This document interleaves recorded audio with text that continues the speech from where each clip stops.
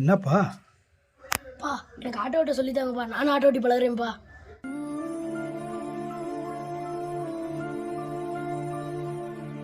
School போலையாப்பா?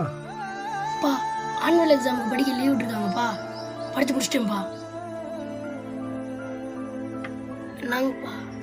நீ நல்லா படிச்சு வேற ஒரு பெரிய வேலைக்கு போகணும்ப்பா. இந்த ஆட்டோ ஓட்டுறது என்னோட போட்டும்பா.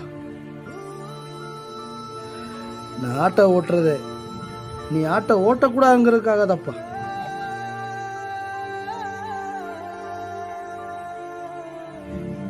வேண்டாம்ப்பா, இந்த ஆட்டோ உனக்கு வேண்டாம். சரிங்கப்பா. சந்தோஷம்ப்பா.